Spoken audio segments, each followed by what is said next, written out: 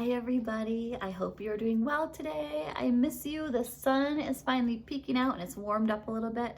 So Beckham's napping right now, but after he wakes up, Emmy and he and I are gonna head outside and go for a walk or a hike or do something to get out and enjoy the sunshine. And I hope that you get to do those things today too. So today I want to share with you a book called The Wednesday Surprise.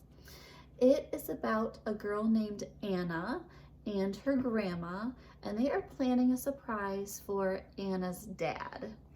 Before when we were working together in the classroom, we were talking a lot about book characters and how sometimes our thinking about a character or thinking about what's happening in the book can change. So today I want you to be thinking about what is changing, how is your thinking changing as you listen to this book, especially you're thinking about Anna and especially you're thinking about Grandma. So this is The Wednesday Surprise, and it's by Eve Bunting. I like surprises, but the one Grandma and I are planning for Dad's birthday is the best surprise of all. We work on it Wednesday nights. On Wednesdays, Mom has to stay late at the office and my brother Sam goes to basketball practice at the Y. That's when my grandma rides the bus across town to stay with me.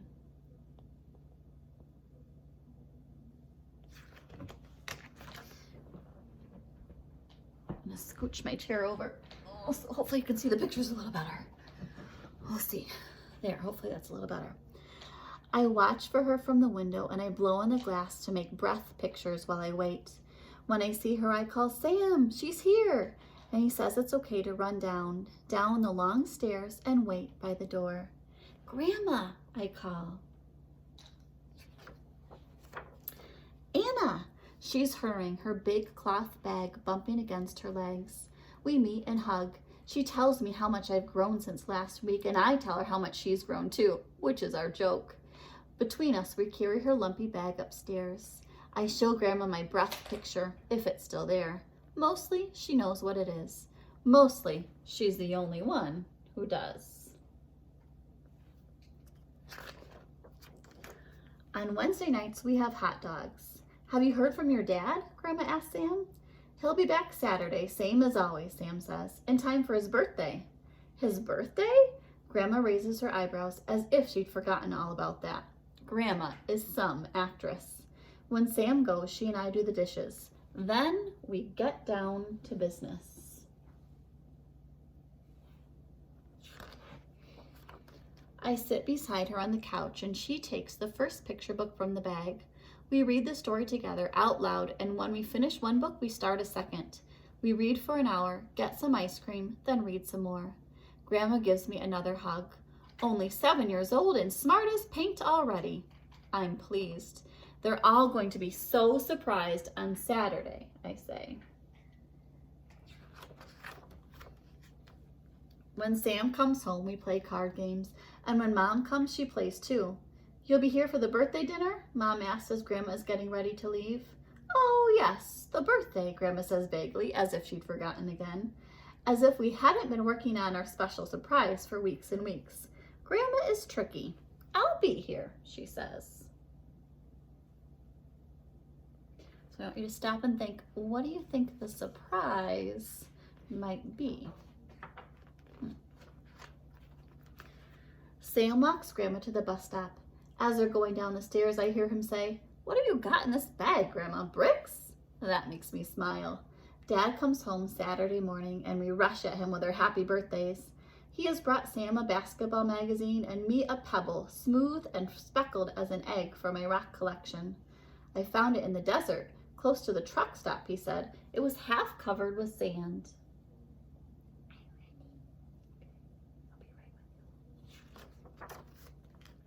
I hold it, imagining I can still feel the desert sun hot inside it. "How long did it lie there? What kind of rock is it?" Dad has stopped to pick wildflowers for Mom. They're wilting and she runs to put them in water.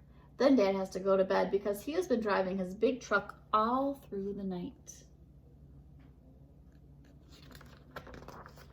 While Dad sleeps, Sam and I hang red and blue streamers in the living room. We help Mom frost the cake. We've made Dad's favorite dinner pot roast and our gifts are wrapped and ready. I watch for Grandma and help carry the bag upstairs. Wow, Sam should feel how heavy it is now. Grandma has brought a ton of books. We hide the bag behind the couch. I am sick from being nervous.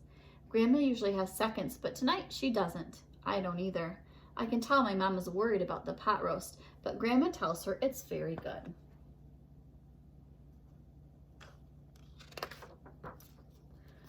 Are you feeling well, Mama? Dad asked Grandma. How are your knees? Fine, fine, the knees are fine. Dad blows out the birthday candles and we give him his gifts. Then Grandma shoots a glance in my direction and I go for the big bag and drag it across to the table. I settle it on the floor between us.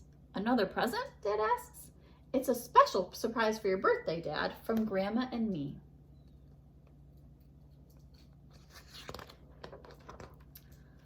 My heart's beating awfully fast as I unzip the bag and give the first book to Grandma. It's called Popcorn.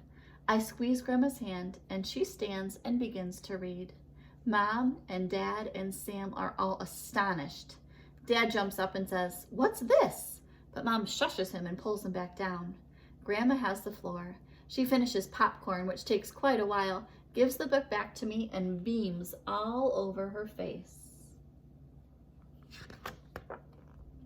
My goodness, Mom is beaming too. When did this wonderful thing happen? When did you learn to read?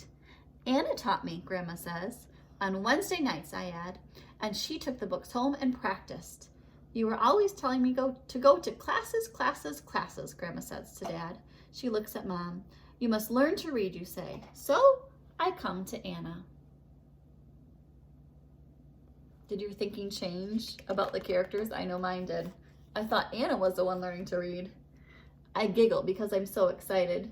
Grandma reads and acts out the Easter pig and the Velveteen Rabbit. It's much smarter if you learn to read when you're young, she tells Sam sternly. The chance may pass along with the years. Sam looks hurt. But I can read, Grandma. Nevertheless, she takes out another book. Are you going to read everything in that bag, Mama? Dad asks her. He's grinning, but his eyes are brimming over with tears, and he and Mom are holding hands across the table. Maybe I will read everything in the world now that I've started, Grandma says in a stuck-up way. I've got time. She winks at me.